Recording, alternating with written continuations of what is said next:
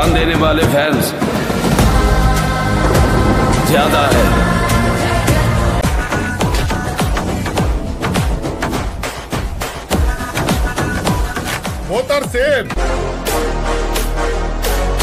తను పట్టుకుంటే పోలీస్ తుపాకీకి ధైర్యం వస్తుంది.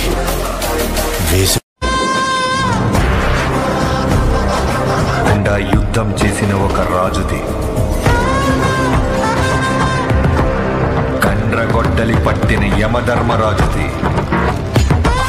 బాక్స్ ఆఫీస్ దగ్గర బ్యాక్ టు బ్యాక్ హిట్స్తో హ్యాట్రిక్ ని కంప్లీట్ చేసుకుని మాస్ రచ్చ చేసిన నటసింహ నందమూరి బాలకృష్ణ నటించిన డాకు మహారాజ్ భారీ అంచనాల నడుమ జనవరి 12, 2025 ప్యాన్ ఇండియా లెవెల్లో రిలీజ్కి సిద్ధముంది.